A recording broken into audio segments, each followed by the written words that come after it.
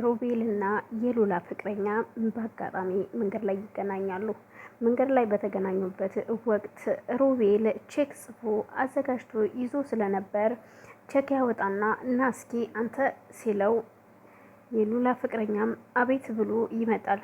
እኮ ምንድነው አንተ ሰው የለም እንደምትከታተለኝ ሲለው እኔ ሳልሆን አንተ ነህ እየተከታተልከኝ ያለኸው። ስማ በዙሪያዬ እንዳላይ ካላልኩም ምን ልትሰራ መጣህ ይለዋል። አንተን ፈልጌ የመጣሁ እኔ አንተን ፈልጌ አይደለም የመጣሁት። በቀደምም የተገናኘ ነው የልጄን እናት ሉላን ልጠይቅ ስመጣ ነው። የልጄን እናት ለማየት እንጂ አንተን ፈልጌ አልመጣሁም ይለዋል። ቢሆንም ከዚህ በኋላ ሉላ ጋር እንዳትደርስ ማስጠንቀቂያን እንድትሰማ ፈልጋለሁ። ሉላ አንተን አትፈልግም። ከዚህ በኋላ ከሉላ ጋር እንዳላይህ፣ ወደዛ ቤትም ስትሄድ እንዳላገኝህ ይለዋል። እኮ ለምን? አሁን ለማንኛውም እና መኪና ውስጥ ገባና አብረን እንሄድ ሲለው የሉላ ፍቅረኛ ግን በፍጹም አታስፈልገኝም፣ እኔ አንተን ፍለጋ አይደለም የመጣሁት። ስለዚህ በሚሄድበት በእግሬ እሄዳለሁ እንጂ በአንተ መኪና የመግባትና የመሄድ ግዴታ የለብኝም ይለዋል። ሮቤል ለማስፈራራት ሞከረ። አሁን ትገባለህ አትገባም ሲለው በፍጹም እኔ አልገባም ያንተ መኪና ውስጥ ይለዋል። እንግዳውስ እሺ ካልገባህ እንካ ይህንን ያዝና ሂድ ይለዋል። ምንድነው ደግሞ እሱ ሲለው ይኸው ቼክ ነዋ፣ ሁለተኛ በዚህ እንዳላይህ ሉላ ጋም እንዳትመጣ ይለዋል። ተቀበለኝ ሲለው በፍጹም እኔ ብርህን አይደለም የምፈልገው፣ የፈለኩት ሲጀመር እኔ ምን ይሰራልኛል ያንተ ቼክና ያንተ ገንዘብ? እኔ ምንም አልፈልግም። የምፈልገው የልጄን እናት ነው። እሱን ደግሞ ከአንተ ጋር ሳይሆን ከእሷ ጋር ነው የምነጋገረው። ስለዚህ አልፈልግም ይለዋል። ሮቤል ደግሞ ስላልተቀበለው እጅግ በጣም ተናዶ ከመኪናውን ከፍቶ ይወጣል። እሺ አትፈልግም ሲለው አዎ አልፈልግም ይለዋል። እንግዳውስ ሁለተኛ ከዚህ እንዳላይህ አሁን ትሄዳለህ አትሄድም ሲል ፊት ለፊት ሁለቱም ቆመው መነጋገር ጀምራሉ። የሉላ ፍቅረኛም ቆይ ምንድን ነው የምትለው አንተ ሰውዬ? እኔ እኮ አልመጣሁም፣ እኔ አላስቆምኩም፣ ያስቆምከኝ አንተው ነህ፣ ምንድን የፈለከው ሲለው እንደተለመደው እዩልህ ከኔ ጋር ምን እንደፈለክ ባላቅም ግን እስከማቀምስህ ነው መሰለኝ የምትጠብቀኝ ሲል ሮቤል እጁን ዘወር አድርጎ ከጀርባው ሽውጥ ለማውጣት እጁን ሰደድ ሲያደርግ የሉላ የልጅ አባትም ወደ ኋላ ይሸሻል። አሁን ካጠገቤ ትሄዳለህ ሁለተኛ እንዳላይህ ሲለው የሉላ ፍቅረኛም ትቶት ይሄዳል። በዛን መሀል የታባህ አንተን ከዚህ ጋር ማስባረር እንጂ የምን መለማመጥ ነው? ደግሞ ሉላን ደግሞ ሊወስዳት ነው?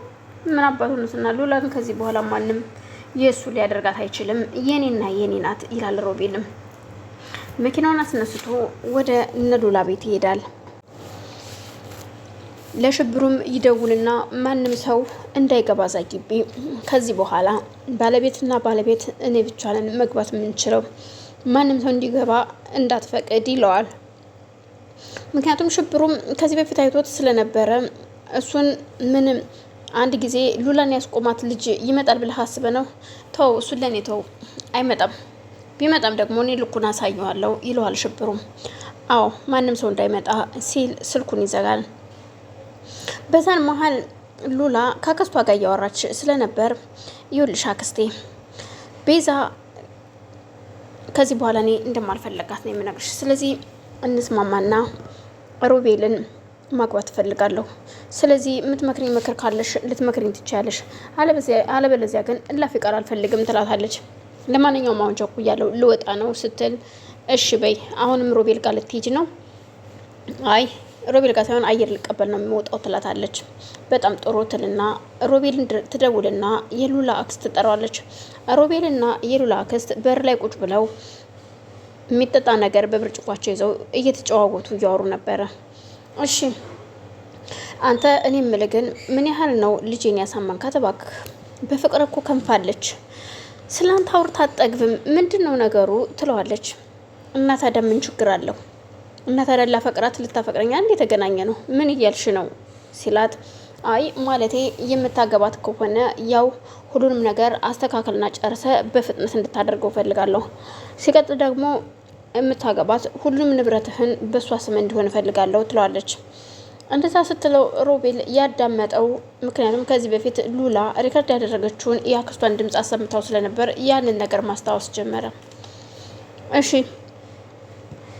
ከኔ እንደዚህ አይነት ነገር ከተፈለገ እኔም አንድ ነገር እፈልጋለሁ ከሉላ እኮ ምንድነው የምትፈልገው ስትለው ምክንያቱም ሉላም እኔ ከኔ እኩል ገንዘብ ሊኖራት ይገባል።